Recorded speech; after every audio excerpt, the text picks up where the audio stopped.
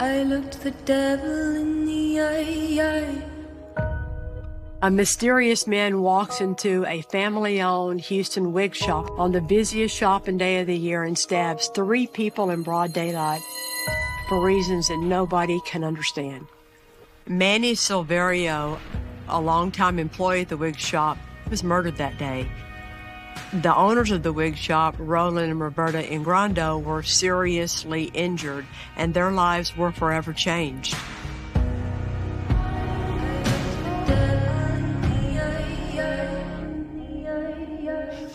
Oh my Hello. God. How are you? Fine, thank you. So You look long to beautiful. see you. Ooh. You're shaking. You look gorgeous. So do you. You look just the same. Thank you. 24 years went by. Almost 25. 25 almost, yeah. Wow. So the trial was in 2000. Like yesterday. Isn't it? Every night I think about. You want to talk about it? Is okay? That's okay. I might cry, but... That's all right. I'm crying too. It was Friday the 27th of November. I decided to close early. So I went to go and lock the door. But he was faster than me. He barged in so fast. And Manny was there. She said, "You must be joking." I didn't even know he had a knife. I have the money in the drawer. I said, "You want the money here?" So weird. But wanted no money.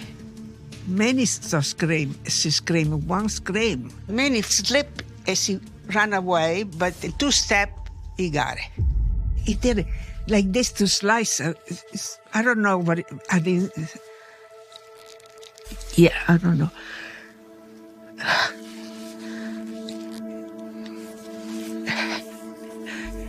I don't know. It was just something out of the horror movie. I can't believe this happened to us.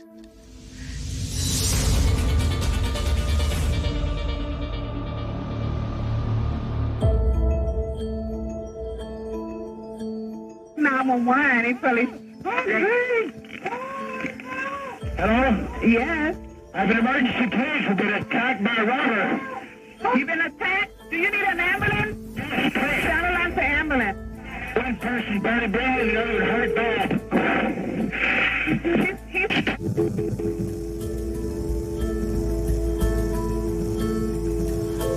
Boy, it's heartbreaking for me now to hear this stuff. I could actually hear the complainant being assaulted while we're receiving the call in the dispatch office. Day after Thanksgiving, 1998, just finished medical school and was doing my residency surgical training. And I'm on my way to my parents' house. My dog needed some extra dog food. I'm driving past where there's a wig store and there's a post office. And it's very interesting because I saw a 18 to 20-year-old kid or so, and it looked like he was holding something in his hand as he's running very, very quickly out of the wig store. That's very odd. Something is going on there. Being observant is super mandatory in a job like a physician. So I follow him slowly in my car, and he's running towards the back of the parking lot. He got into this brand new Lincoln Navigator. As I pull behind the car, I thought to myself, let me write down his license plate really quickly on a sheet of paper. And as he passes me up, I saw him just 3 quick glances of his face, and then he zooms off. Certainly his demographic of a young man running very quickly out of a wig store is off. Something's going on, something's wrong in the wig store. Maybe I could help.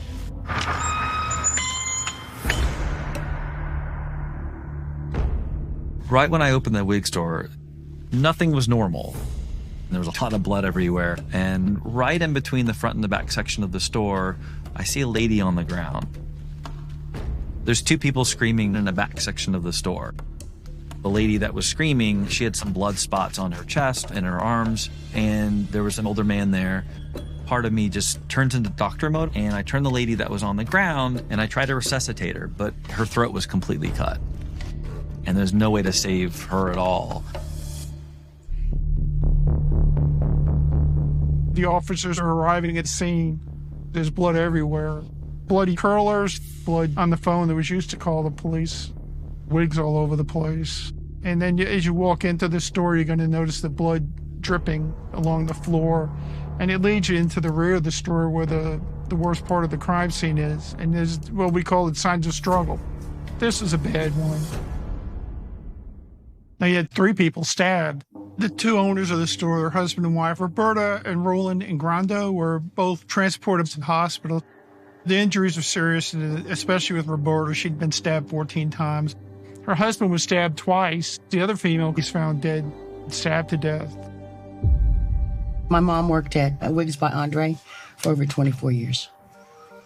She loved doing hair. She worked a lot with cancer patients, their wigs, their hair, making them feel good. Making them feel like themselves again, which was very important. She worked with Roberta and Roland Ingrando. They had a friendship. Roberta did the wigs with her, and Roland pretty much ran the office. Black Friday after Thanksgiving. But we knew that was going to be a busy day for her. I called her, got to talking to her, and all of a sudden, I heard the doorbell at Wigs by Andre.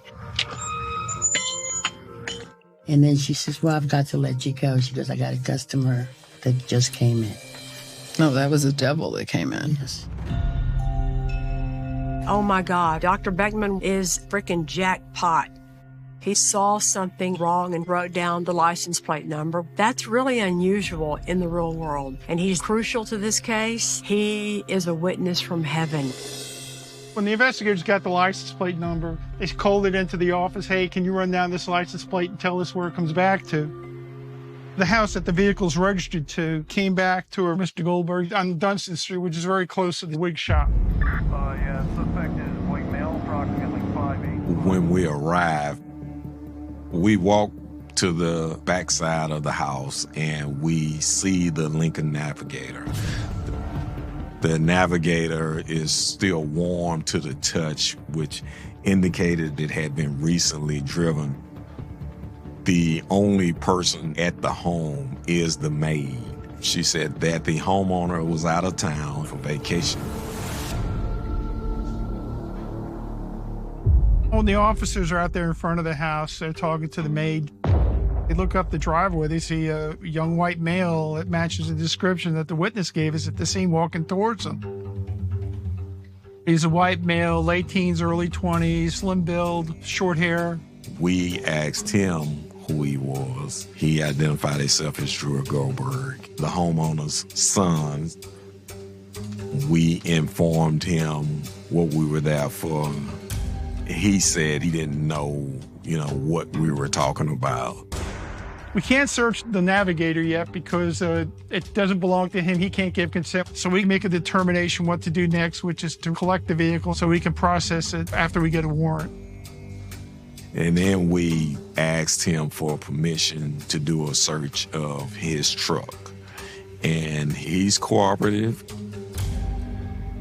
We have a brutal murder that involves a knife. And during that search, we discovered a knife.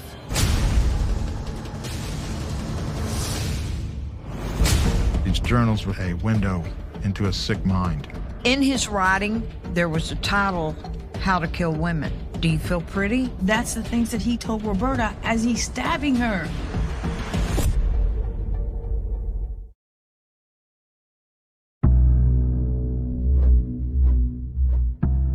When the knife was found in Drewer's pickup truck, it was a double-edged knife. But this is Texas.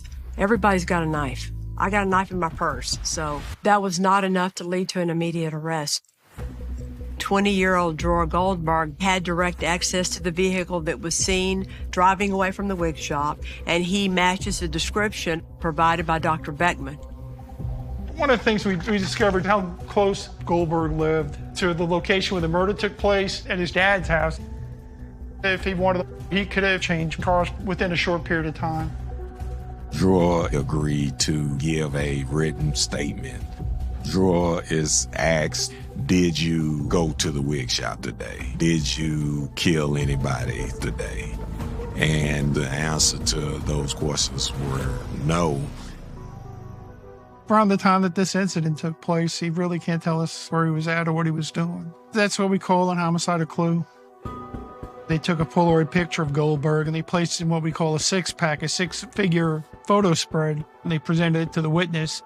The photos were kind of a dot matrix type of a printing, and the print quality wasn't that great. However, I picked out Goldberg, and they asked me how certain I was, and I said about 80% or so, and they asked me why. And I said, well, it couldn't be 100% based upon the quality of the printing.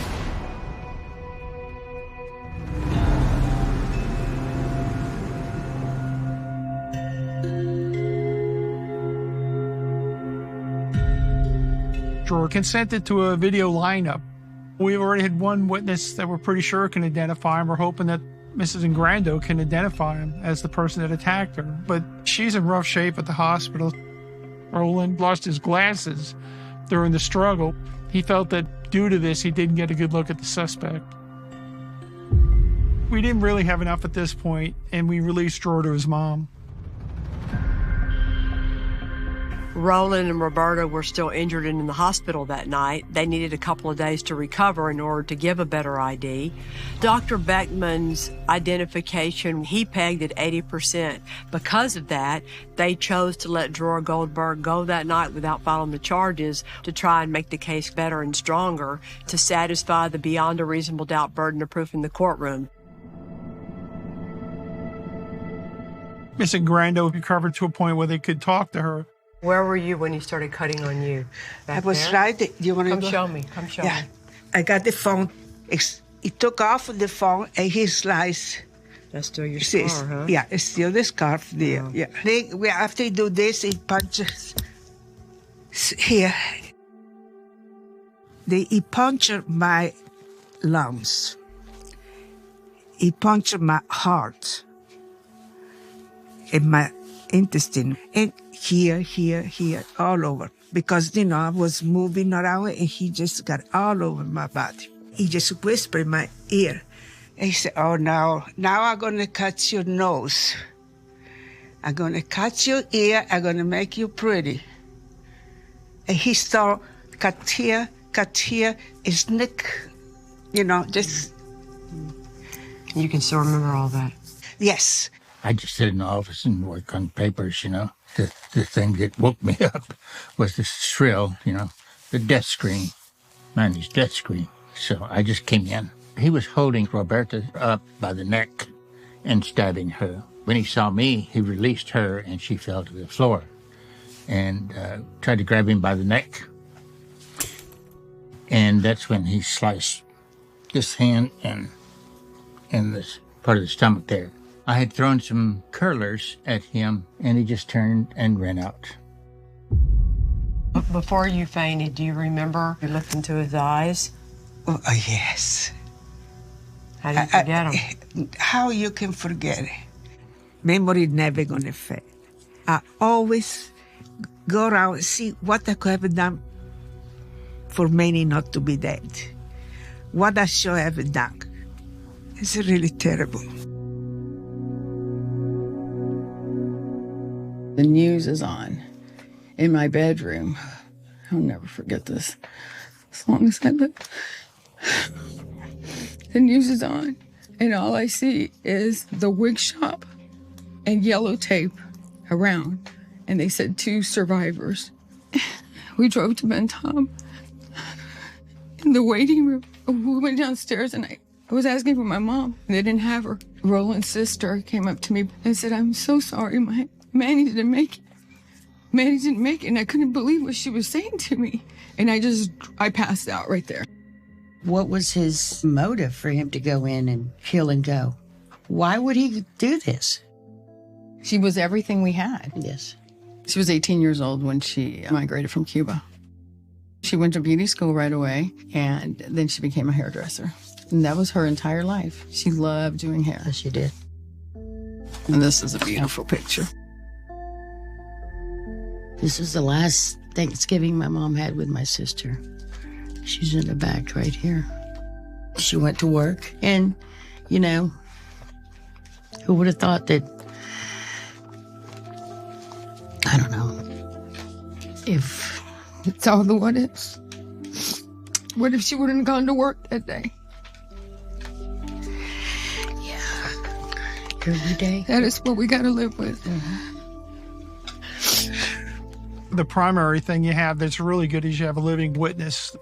Roberta. She recovered it to a point where the detectives presented her with a video lineup. There was a lineup, but the guy said he was right by the end.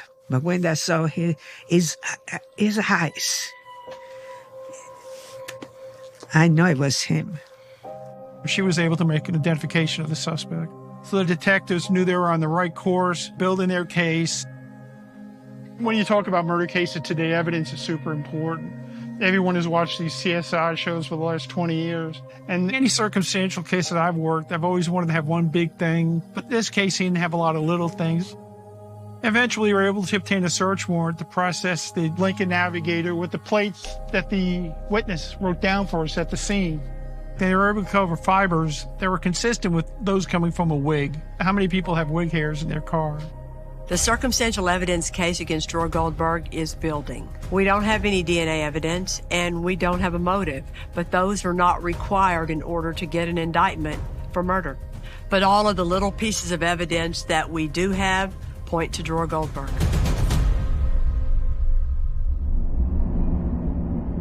It took 3 months to get enough evidence to indict Dror Goldberg for the murder of Manny Silverio. And then HPD finds out that Dror is nowhere to be found when it's time to get him arrested. He's not here. Damn.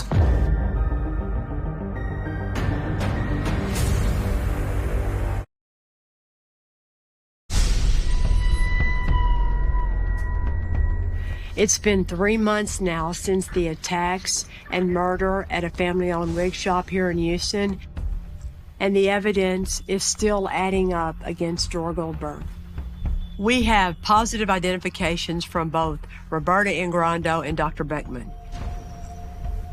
And HPD processing the Navigator tells us that we have wig fibers found inside that vehicle. However, the knife found in Dror's pickup truck is a double-bladed knife, and the medical examiner told HPD they were looking for a single-edged knife, so it's not the murder weapon. But we have enough evidence to get Dror Goldberg indicted for murder, and then HPD finds out he's missing. A Houston resident, investigators believe Goldberg is on the run.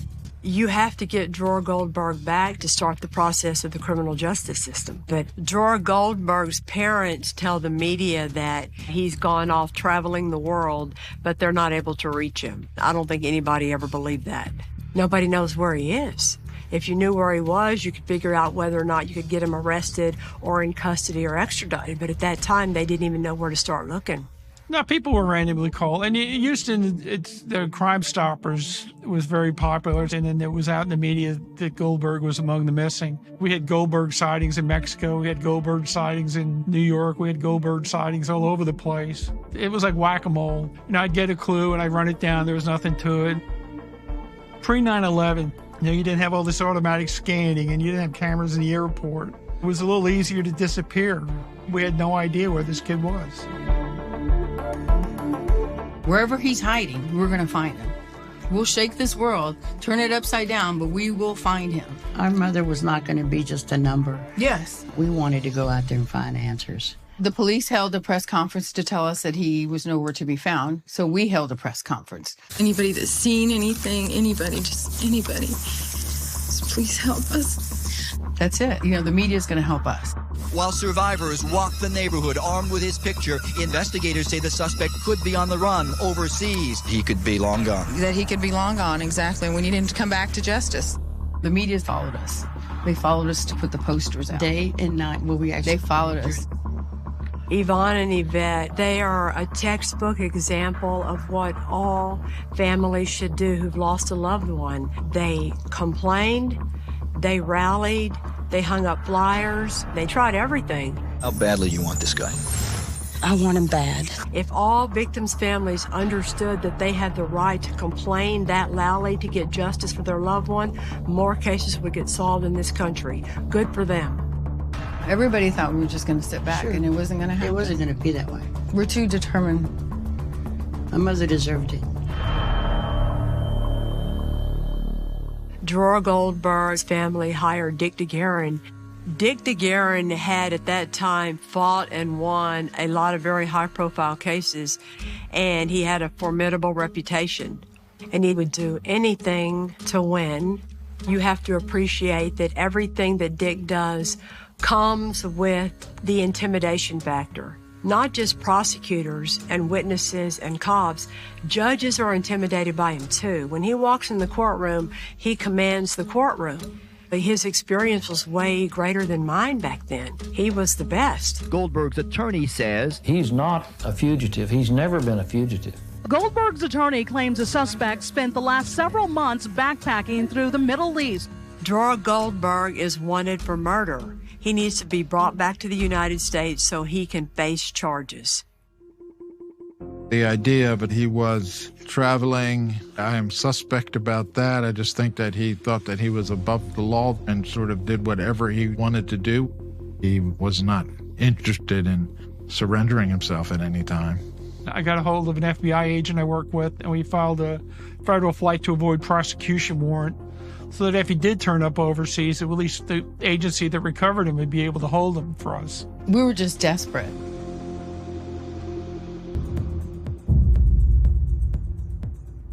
Dror Goldberg was on a layover in Frankfurt, Germany. And while he was at the Frankfurt airport, a very alert German police officer named Thorsten Rohrpach noticed he was acting a little funny and found his warrant in the system and arrested him. At that point, we were very happy, and we started making arrangements to get him extradited back to the United States. We go to the airport, we accepted him from the U.S. Marshals, we drove to the police station. The whole way I'm in the car with Dror, he's saying, my lawyer's Dick DeGuerin, my lawyer's Dick DeGuerin. And I'm not saying anything, but I'm thinking, yeah, well, my lawyer's Kelly Siegler. Then we hear $20,000 to get him out, and we were livid. I was really surprised that this was allowed to happen. After all the difficulty we had in locating him, that he was allowed to walk out once he posted bond. The first time that I handled a murder case and I learned that the standard bond was only $20,000, I was shocked. Manuela's daughters were upset, rightfully so, because they don't understand that that's what was standard. It's a good relief that he has been caught, but we should never be standing here right now appealing for him to be out on bond. The problem was Dror Goldberg was a flight risk. Once you flee one time, the odds are they're going to flee again, especially when you're looking at a murder charge. So his bond should have been higher.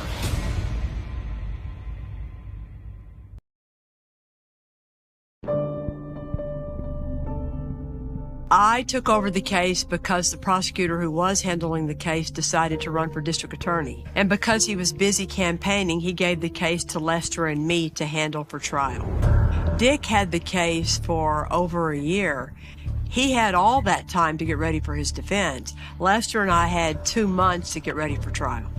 That alone was pressure enough, but putting all these little pieces together as evidence is what is critical to this case. And the big crazy thing in this case is, where's the motive? If you didn't do it because of a robbery or trying to take something from the crime scene, why would you do this horrible crime? What is the motive? It wasn't long before I found out. I was working late one night in special crimes, and a phone rang down the hall.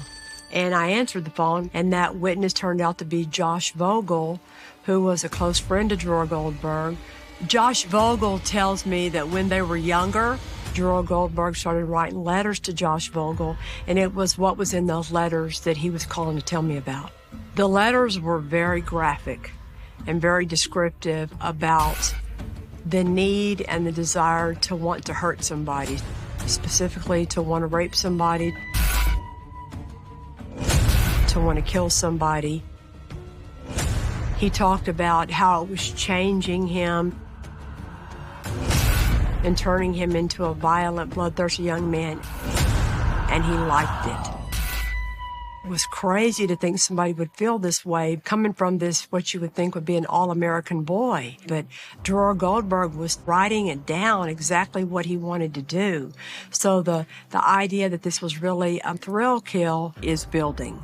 So we took those letters, asked for a hearing, had the judge read the letters to present to her the fact that she has a man out on bond out of her court walking around with these desires percolating in his brain. As the judge is reading the letters, I can see the judge's face.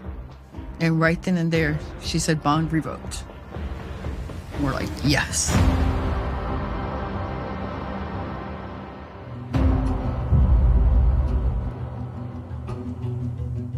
Dror Goldberg was facing trial for the murder charge against Manny Silverio.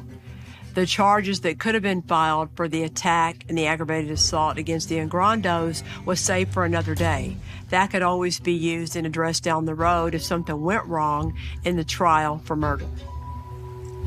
But in this case, the issue was always going to be, why would Dror Goldberg do this? It doesn't make any sense. The people that think they know him best really know him the least. His grandparents, his parents, his friends. He looks like the perfect all-American boy, and he's nothing like that.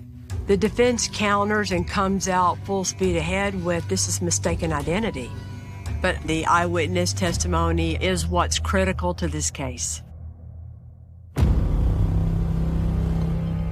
I mean, I've heard a lot about what Dick DeGuerin does in a courtroom, doing everything he can to poke as many holes in add reasonable doubt.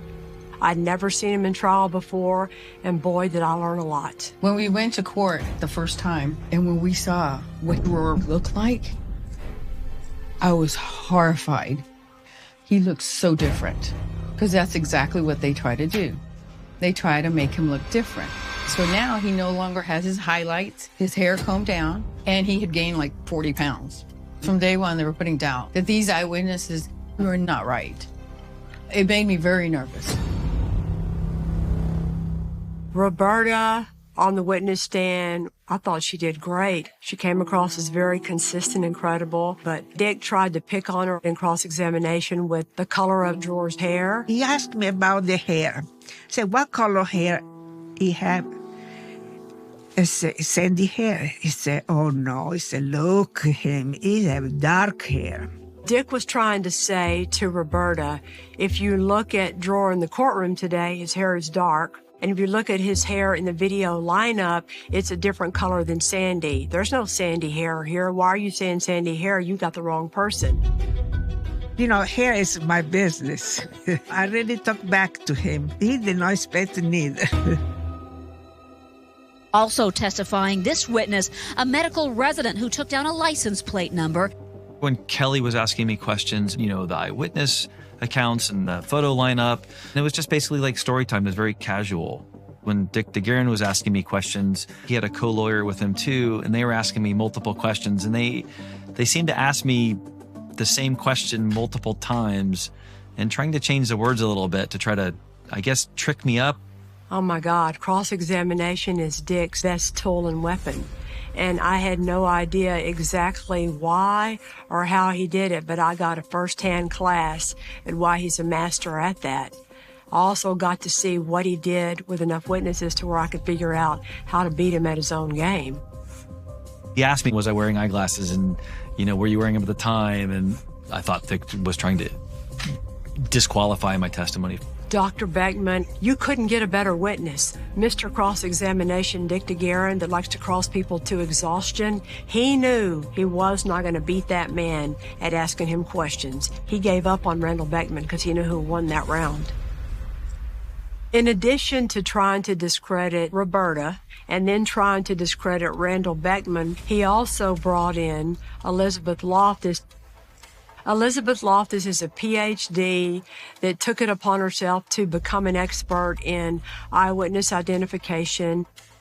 Unconscious transference is what Elizabeth Loftus tried to say happened to Randall Beckman. That because Randall Beckman worked in a hospital where Dror Goldberg's father also worked, Dr. Beckman had to have seen Dror Goldberg at lunch one day with his daddy, and that was implanted in his brain, and that's what was causing him to identify Dror Goldberg as being the person running out of the wig shop. That's what she said. We're sitting there like, really? Well, when you pick apart all of the underlying reasons why she says you shouldn't trust eyewitness identification, none of them applied in this case. Dr. Loftus talks a whole lot about how when a gun is pointed in your face, you can't focus on the person holding the gun because you're too worried about the gun. Well, maybe great if that's Roberta, but it didn't apply to Randall Beckman. And then her theory of unconscious transference. Maybe that applied to Randall Beckman, if you want to believe that crazy story, but it didn't apply to Roberta. It was very clear. She never even bothered to read one page of the police report. DeGuerin really thought by putting this expert witness there, that was it. It was a done deal. Kelly did her homework, his homework, and everybody else's homework. Yes, she did. I read every word of every one of her books and took her to town on her theories. By the time she left the witness stand, she said that because of me, she never wanted to come back to Texas. Every prosecutor understands that whatever your facts might be, however strong they might be in a murder, you still need to establish a motive. So in order to do that, and to do that in this case, we called to the witness stand the one person in this world at that time who could prove what Drawer Goldberg's motive really was.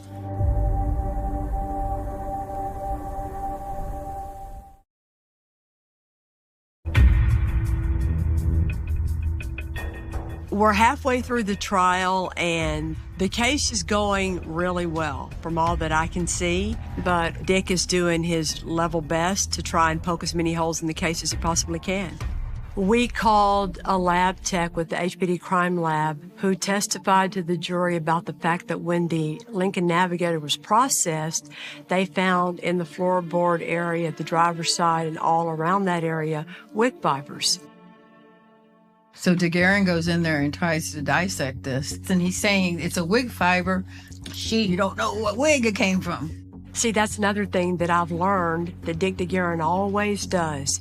He always tries to have an answer for everything, and he always overplays his hand and goes too far. Dick had to come up with an explanation for the wig fiber. So what Dick came up with was he put Drawer Goldberg's sweet little old grandmother on the stand to testify that she went to that wig shop a couple of days or a week earlier, and she must have gotten some wig fibers on her shoes, and she wears a wig sometimes even herself, and that's why wig fibers ended up in that dang Navigator. Grandma was so coached that the minute Kelly asked her one question, threw her off completely. Which was my favorite. When I asked her, well, where'd you sit in the car, Miss Goldberg? She looked at Dick, because she didn't know what to say. So that blew up in his face, too. I mean, Kelly's discrediting her completely. But what did the jurors believe?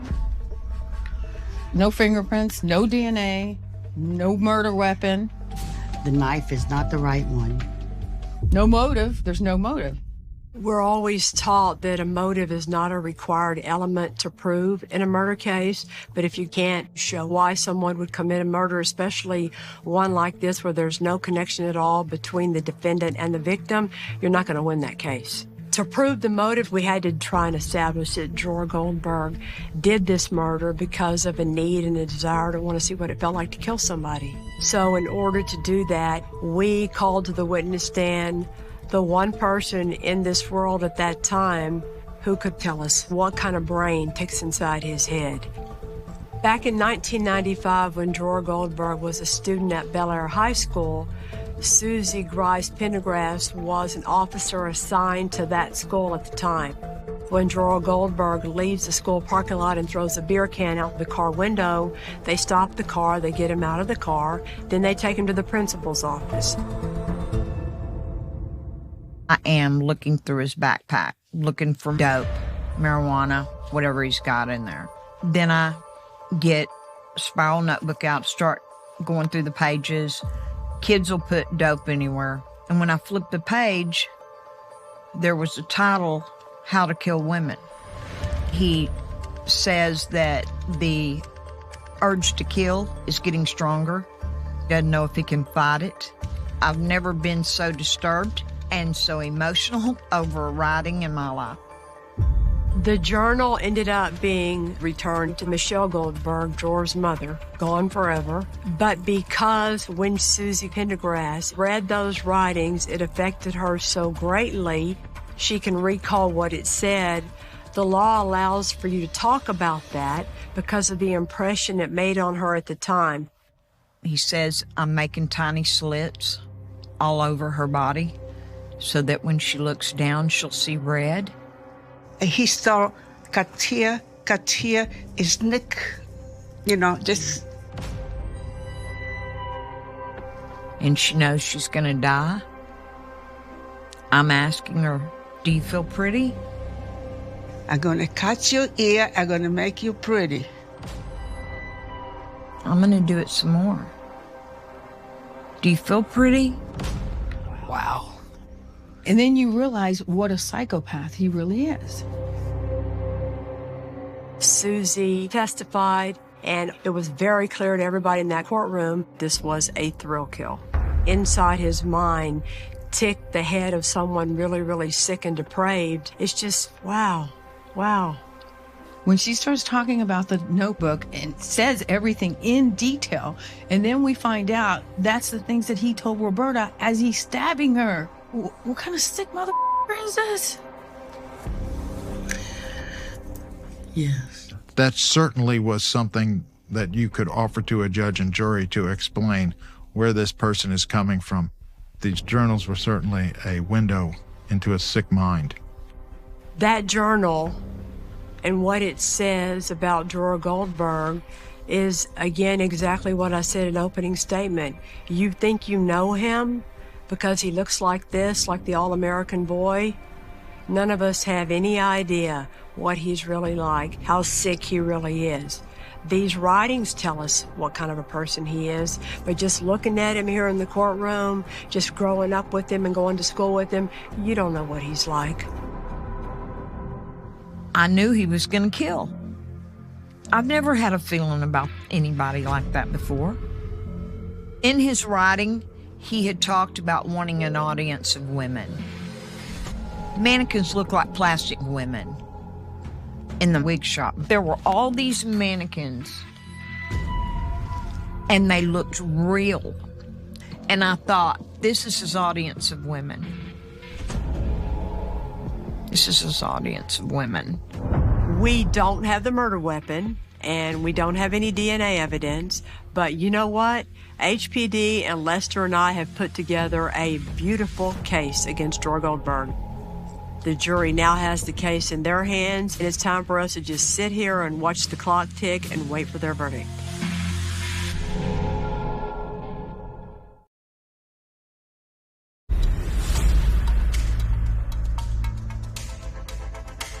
It would only take one juror to say, I'm not convinced beyond a reasonable doubt. But Kelly Siegler doesn't back down. She didn't back down to Mr. Garrett.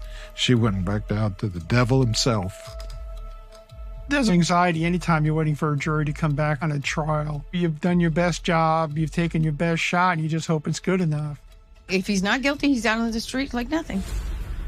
It was a really hard-fought case with a lot of things to consider and maybe a difficult case to get your head around.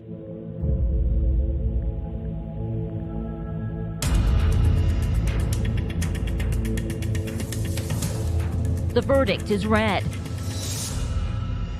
Goldberg is guilty of murdering Manuela Silverio at a Southwest Houston wig shop in November 1998. Guilty? Yeah, wow. That's all we had to hear was guilty. That's it. We have justice for our mother. Yes. It's definitely a relief. I wouldn't say there's like joy involved in it because so many lives are ruined, but there's a sense of relief that we did our jobs and everything came out right.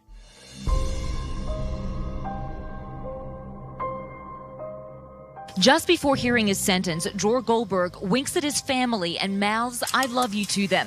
Just seconds later, Goldberg shows little reaction as a jury sentences him to 48 years in prison. I heard 48 years and I did not hear life.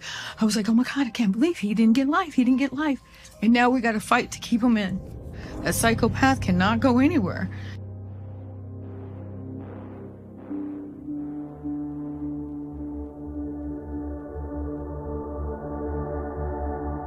So now he's fighting for parole.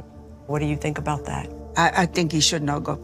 I'm afraid he's going to come and finish the job. Have you said your opposition to it? Yes. Good for you. I sent the letter. Okay. My daughter sent the letter.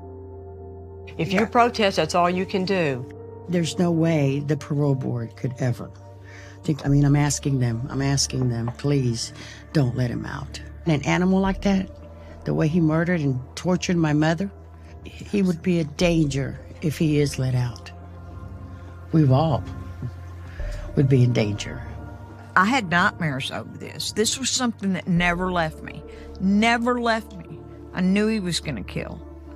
And he's a cold-blooded, sadistic, evil, torturing killer. He didn't get the life sentence, but we did. And we have to fight for our mom, and we have to do this so justice is served. And he needs to rot in hell.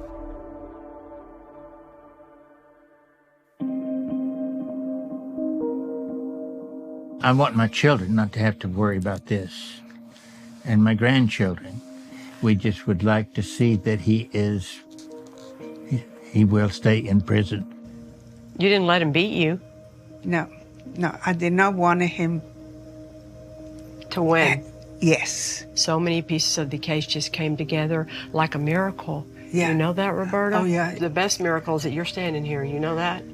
Yes. I know that. Thank God every day. Yeah. And a strong lady to go through all this.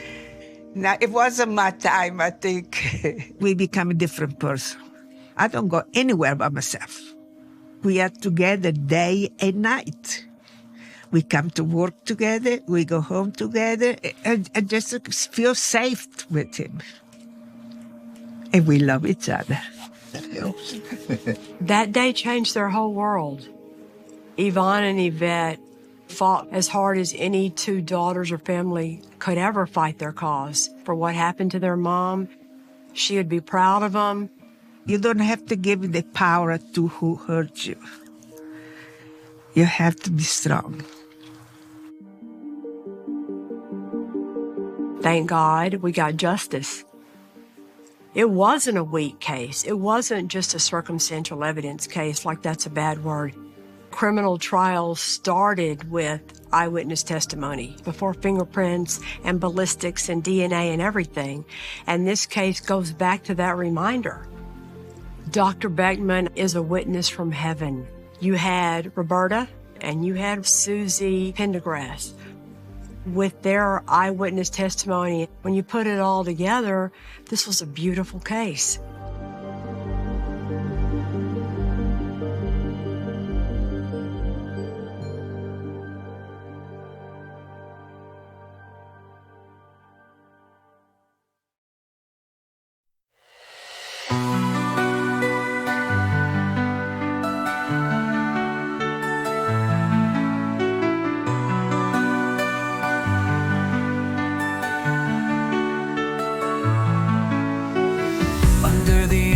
Sky so wide, your silhouette where my dreams collide. Flashing lights and the rush they bring.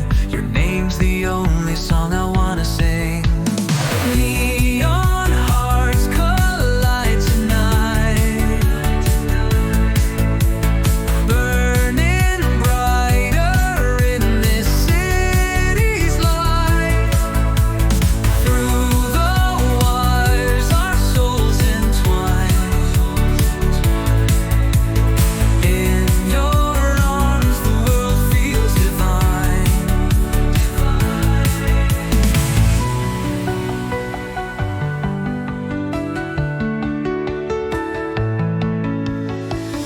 Every beat of this glowing world is a promise just waiting to unfurl. Hold my hand, don't let it go. With you the mornings endlessly glow. Neon hearts collide tonight, burning brighter in this city's light. Through the wires our souls entwine.